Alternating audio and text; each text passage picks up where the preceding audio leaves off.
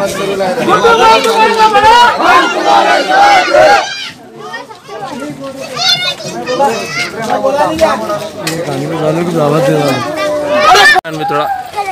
में याद रखो खाला। अरे हो दो पतंग को खाला याद से, और आजू बाजू वालों को बोलो विकास करना है, तरक्की करना है, मांगना नहीं है, छीन के लाएंगे अपन इंशाल्लाह।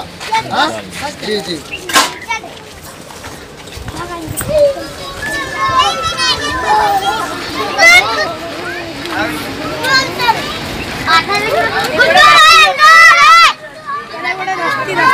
रावलम बाबे, रावलम खाला, दुआ में याद रखो।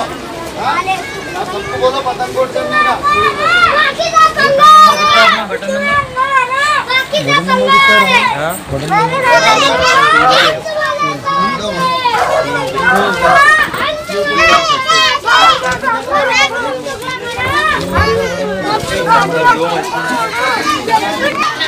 अरे कौन आया, कौन आया, कौन आया, कौन आया,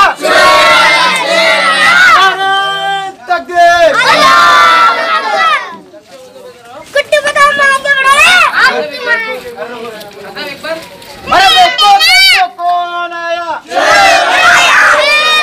देखो देखो कौन आया।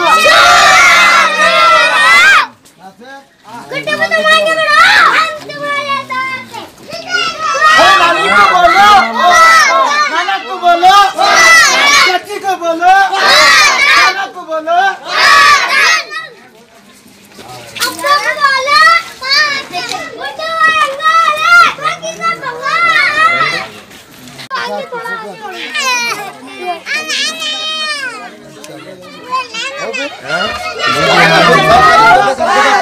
मम्मी को बोलो, मम्मी को बोलो।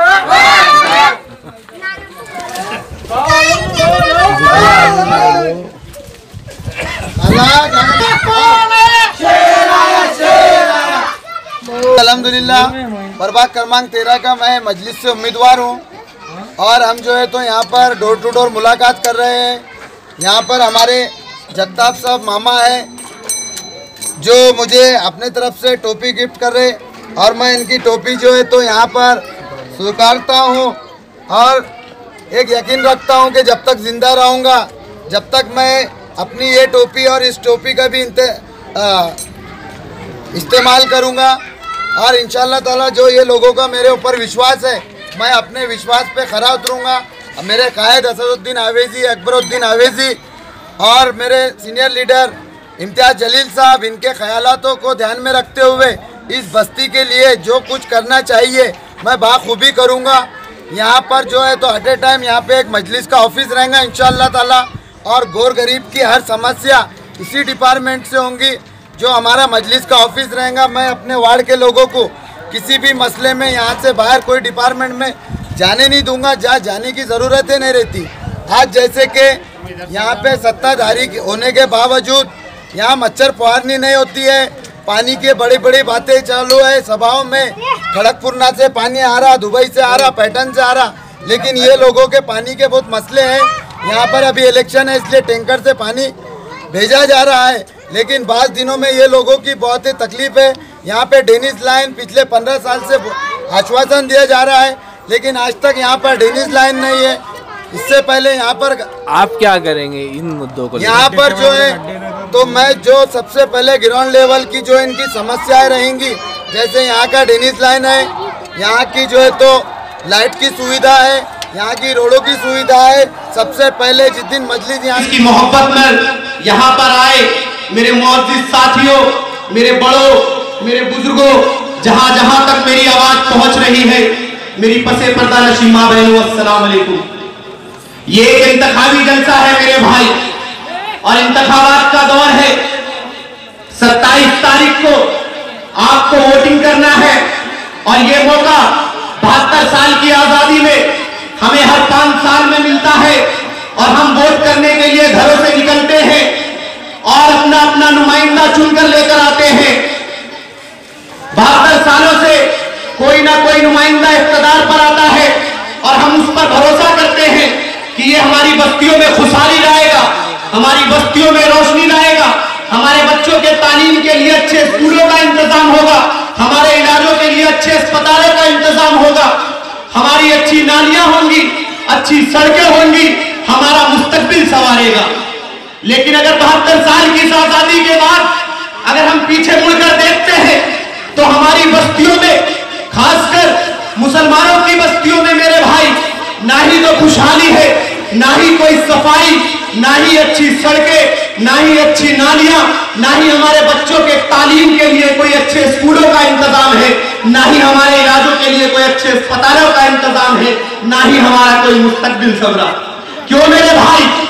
अगर 70 साल की आजादी के बाद सच्चर कमेटी की रिपोर्ट आती है या महमूदुर रहमान कमेटी की रिपोर्ट बताती है, कुंडू कमेटी की रिपोर्ट बताती है, गोपाल सिंह कमीशन की रिपोर्ट बताती है, तो फिर हमें क्यों बताती है कि हिंदुस्तान में रहने वाले मुसलमान आज दलितों से भी बदतर जिंदगी जी रहे हैं?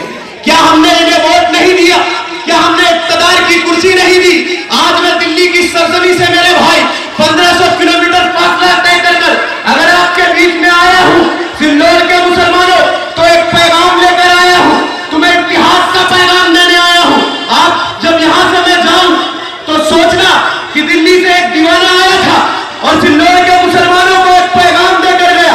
जब आप यहां से जाओ मेरे भाई, एक सोच लेकर जाना, एक फिक्र लेकर जाना, एक जज्बे को लेकर जाना, एक हौसले को लेकर जाना, ताकि आपके उस जज्बे के साथ, उस हौसले के साथ मजलिस इत्तेहादुल मुस्लिमीन के नुमाइंदे कामयाब हो मेरे भाई, तो उन जालिम हुक्मरानों की आंखों में आंखें डालकर सवाल कर सके कि बताओ 72 सालों में तुमने हमारे साथ क्या इंसाफ किया है मेरे भाई।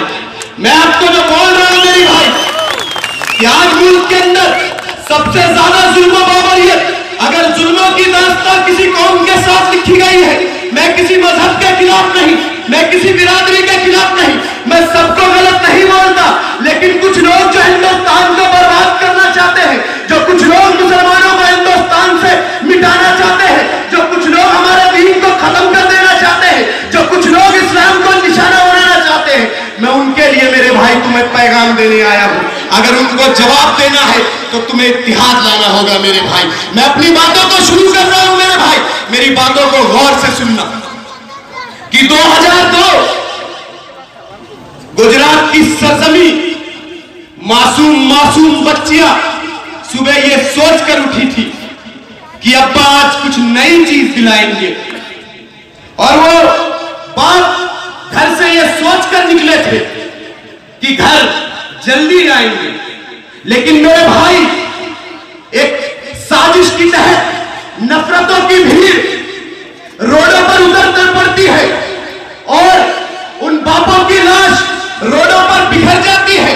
बच्चियां इंतजार कर रही हैं, अब्बा घर आएंगे।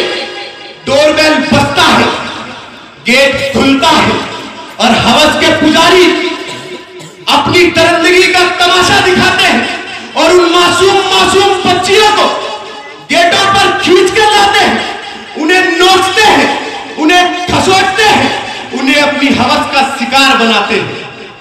एक मां बच्चे को जन्म देने वाली है, डिलीवरी का वक्त है, वो मां सोचती है मेरे घर में रोशनी आने वाली है, मेरे घर में। सिल्लोर के गईयों मुसलमानों, आपकी बेटा में मैं समझ रहा हूं।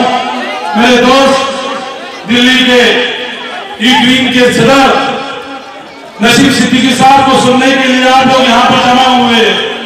मेरे भाई, हम लोग आज आपके दरमियान में सिल्लोर नगर परिषद के इलेक्शन के बहाने से आपके दरमियान में आना हुआ। मजलिस इत्तेहादुल मुस्लिमीन ने सिल्लोर शहर में कदम रखा। हमारे सिल्लोर के टीम को जो बेबाकी से 4 साल से लगातार मेहनत कर रही है, क्योंकि जो मजलिस इत्तेहादुल मुस्लिमीन औरंगाबाद शहर के अंदर जब कदम रखी थी, लोग पर अलग अलग तरीके से तर्क लगा रहे थे कि मजलिस यहाँ पर कुछ नहीं करने वाली, मजलिस की यहाँ पर 2 सीट चुन कर नहीं आती, यहाँ पर आमदार भी अगर चुन कर रहा है तो एक्सीडेंट के आमदार है। अमित शाह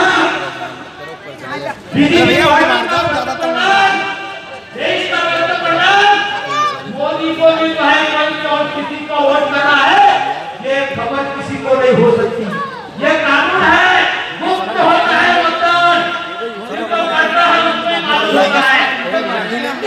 बाद में चल जाएंगे। डॉक्टर बाबा अम्बेडकर ने ये हत्या नहीं किया।